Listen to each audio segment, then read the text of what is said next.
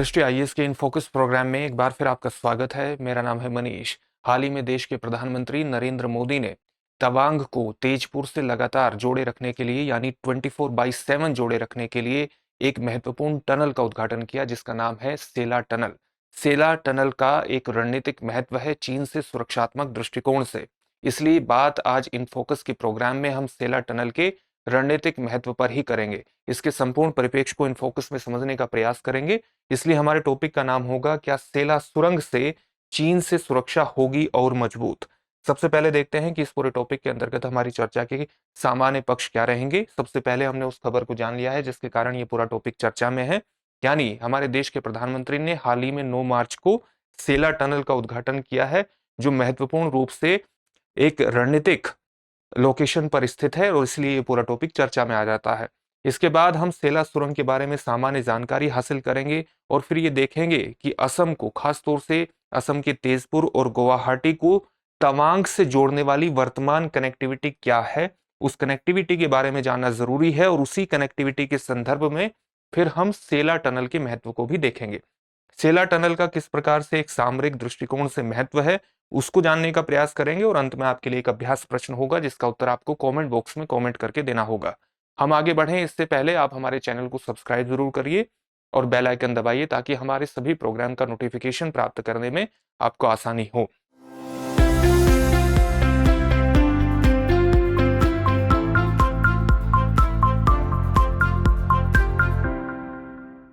ये जो पूरा विषय है, ये पूरा विषय आईएएस की मुख्य परीक्षा के सामान्य अध्ययन प्रश्न पत्र 2 के अंतर्राष्ट्रीय संबंध खंड से जुड़ता है। भारत और उसके पड़ोसी देशों के संबंधों से ये जुड़ेगा।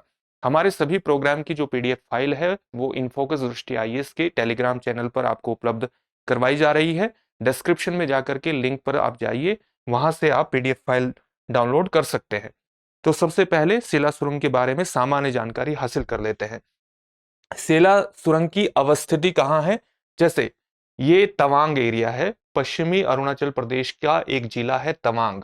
तो तवांग की जो सीमा है इधर पश्चिम हिस्से में भूटान से लगती है और उत्तरी हिस्से में इसकी जो सीमा है वो चीन से लगती है। अरुणाचल प्रदेश का एक महत्वपूर्ण जिला है और साथ ही इसकी जो दक्षिणी अरुणाचल प्रदेश की जो दक्षिणी सीमा है वो असम से लगती है और यहाँ पर तेजपुर की अवस्थिति है। यहीं पर इसके पास तवांग को तेजपुर से जोड़े रखने के लिए यहाँ सेला पास है और सेला पास पर ही एक टनल का निर्माण करवाया गया है, क्योंकि सेला पास पर सामान्य तौर से बर्फ पड़ती है। तो बर्फ की स्थितियों में ये पूरा का पूरा मार्ग बंद हो जाता था। तो उससे निजात पाने के लिए और 24/7 तवांग से जोड़े रखने के लिए तवांग के रणनीतिक महत्व को ध्यान में रखते हुए इस टनल का निर्माण करवाया गया है। सामान्य तौर से अगर आप बड़े नक्शे में देखें तो स्थिति इस प्रकार से होगी। ये तेजपुर है और तेजपुर से ही एक रोड जो इसको हम सामान्य तौर से बीसीटी कहते हैं, बीसीटी रोड, इसके बारे में भी जानेंगे। इससे यहां तेजपुर से तवांग को जोड़ने का प्रयास किया गया है 24/7। तो भारत सरकार की एक प्रमुख बुनियादी ढांचागत परियोजना है जिसका निर्माण सीमा सड़क संगठन द्वारा किया गया है। सीमा सड़क संगठन क्या है? सीमा सड़क संगठन की स्थापना 1960 में की गई थी। रक्षा मंत्रालय के तहत ये काम करता है और भारत के विशेष तौर से उत्तरी और उत्तर पूर्वी क्षेत्र में जो सीमावर्ती क्षेत्र है वहां पर सड़कों के निर्माण में त्वरित गति प्रदान करने के लिए ये काम करता है, ताकि जो हमारे सीमावर्ती क्षेत्र है वहां पर तेजी से सड़कों का निर्माण किया जा सके और उनके रणनीतिक महत्व को सुनिश्चित किया जा सके, उनका महत्व को ध्यान में रखते हुए उसका फायदा उठाया जा सके। सेला टनल लगभग 13,000 फीट की ऊंचाई पर स्थित है और इसके निर्माण में जो लागत है वो 825 करोड़ की है। उद्देश्य, जैसा कि अभी आपको बताया, तवांग को सभी मौसम में कनेक्टिविटी प्रदान करने के लिए, उसको जोड़े रखने के लिए इसका निर्माण किया गया है। और तेजपुर का महत्व इसलिए विशेष रूप से महत्वपूर्ण है कि भारतीय सेना की जो चौथी कोर है, चौथी कॉर्प्स है, उसका केंद्र तेजपुर ही है। तो भारतीय सेना को एक महत्वपूर्ण एज प्रदान करने के लिए, एक बढ़त हासिल करने के लिए इस टनल का निर्माण विशेष रूप से महत्वपूर्ण था। वर्तमान में कनेक्टिविटी की क्या स्थिति है? यहाँ पर आप नक्शे में देखिए, ये तेजपुर की अवस्थिति है और ये गुवाहाटी की अवस्थिति है, यहाँ पर तवांग है। तो तवांग से गुवाहाटी को जोड़ने के लिए ये सड़क है इस प्रकार से। इसी प्रकार से जैसा कि अभी आपको बताया, भारतीय सेना की 4th कोर का जो केंद्र है वो तेजपुर है और तेजपुर से तवांग को जोड़े रखने के लिए 2 सड़क है। एक सड़क इस प्रकार से जाती है जिसको हम कहते हैं ओरांग, कलांगतांग, शेरगांव, रूपा, तेंगा रोड, ये इस प्रकार से जाती है। इसी प्रकार से दूसरी जो रोड है बालीपारा, चारिद्वार और तवांग रोड, ये इस प्रकार से जाती है, इस प्रकार से जाती है। तो इस प्रकार से दो रोड है, दो जोड़ने वाले मार्ग हैं, किस किस को, तेजपुर और तवांग को। तवांग के लिए वैकल्पिक मार्ग की लगातार योजना बनाई जा रही थी ताकि किसी भी प्रकार से इसके साथ कनेक्टिविटी समाप्त ना हो, चाहे बर्फ पड़ने के कारण और चाहे कोहरा पड़ने के कारण। बर्फ और कोहरे की बात किस लिए आई, वो इसलिए आई क्योंकि तेजपुर से तवांग मार्ग पर 3 दर्रे हैं, नेचीफू दर्रा, बोमडिला दर्रा और सेला दर्रा। बोमडिला दर्रा लगातार खुला रहता है, यानी 24/7 रहता है, 365 दिन रहता है। लेकिन नेचीफू दर्रे के पास कोहरा बेहद ज्यादा पड़ता है और कोहरे की स्थिति में यह बंद हो जाता है। उसी प्रकार से सेला दर्रे में बर्फ पड़ने के कारण इस प्रकार के दर्रे से पास होना बेहद मुश्किल होता है, उस समय ये बंद हो जाता है। इसलिए भारत सरकार ने नेचीफू और सेला दोनों में टनल निर्माण की योजना बनाई, सुरंग निर्माण की योजना बनाई। और पिछले साल वर्ष 2023 में सितंबर के महीने में नेचीफू में एक सुरंग का उद्घाटन किया गया और अब एक महत्वपूर्ण सुरंग का उद्घाटन सेला में किया गया। इसके रणनीतिक महत्व को, इसके सामरिक महत्व को ध्यान में रखते हुए ये सेला पास है और ये तवांग है और ये तेजपुर से इस प्रकार से रोड बीसीटी जाती है। अब इसका सामरिक महत्व किस प्रकार से है, सामरिक महत्व को ध्यान में रखते हुए आपको ये देखना चाहिए कि जिस प्रकार से ये तवांग है, ये सेला पास है, ये उत्तरी लैक है, लाइन ऑफ एक्चुअल कंट्रोल, जो चीन के साथ सीमा साझा करती है और ये भूटान के साथ सीमा साझा करती है।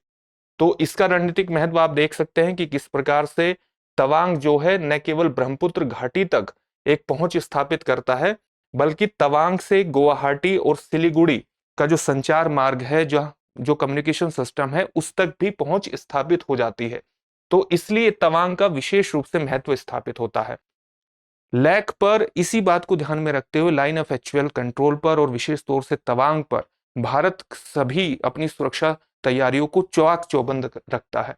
तो लैक पर भारत की परिचालन तैयारियों यानी जो ऑपरेशनल प्रिपेयर्डनेस है, उसको ये सेला पास बढ़ावा देगा। इसी तरह से सीमावर्ती तवांग सेक्टर में त्वरित लामबंदी हो सकेगी, बहुत तेजी से लामबंदी हो सकेगी सेना की और सेना से संबंधित साजो सामान की। तो त्वरित लामबंदी के अंतर्गत इसका विशेष रूप से महत्व है।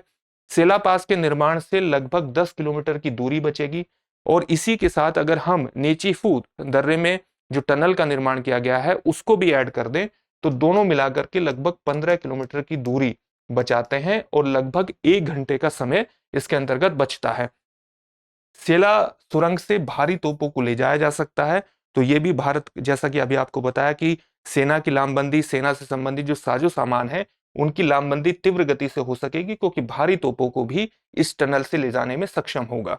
चीन किस प्रकार के दावे तवांग पर करता है, ये विशेष रूप से महत्वपूर्ण है, जो दिखाता है कि तवांग का विशेष रूप से सामरिक महत्व है। जैसे तवांग को लार्जर तिब्बत का हिस्सा बताता है और साथ ही अरुणाचल प्रदेश को दक्षिण तिब्बत का हिस्सा चीन बताता है।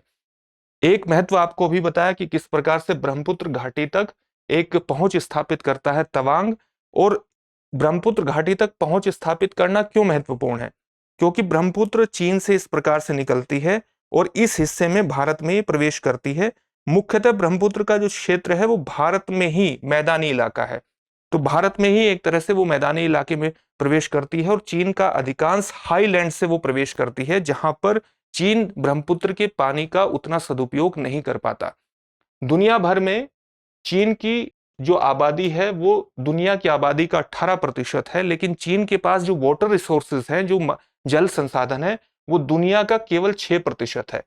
इस प्रकार से चीन एक तरह से वाटर स्कार्सिटी वाला देश, जल के अभाव वाला देश माना जाता है और जल संसाधनों पर वो अपनी पकड़ मजबूत करने के लिए कहीं ना कहीं उसका संबंध रहता है कि वो अरुणाचल प्रदेश को दक्षिण तिब्बत का हिस्सा मानता है और उस पर अपना दावा प्रस्तुत करता है। तो ये ब्रह्मपुत्र घाटी का एक सामरिक महत्व को प्रस्तुत करता है।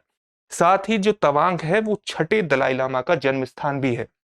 जो वर्तमान दलाई लामा है वो 14वें दलाई लामा है, जो भारत में शरण लिए हुए हैं 1959 के बाद। जो भारत और चीन के बीच जो युद्ध हुआ था 1962 में और जिसमें कुछ ही दिनों में उसने तवांग पर भी कब्जा कर लिया था, उससे पहले 1959 में भारत में दलाई लामा, 14वें दलाई लामा ने शरण ली थी। 14वें दलाई लामा न केवल तिब्बत के धार्मिक गुरु हैं, बल्कि तिब्बत के धार्मिक गुरु ही तिब्बत के राजनीतिक नेता भी माने जाते हैं।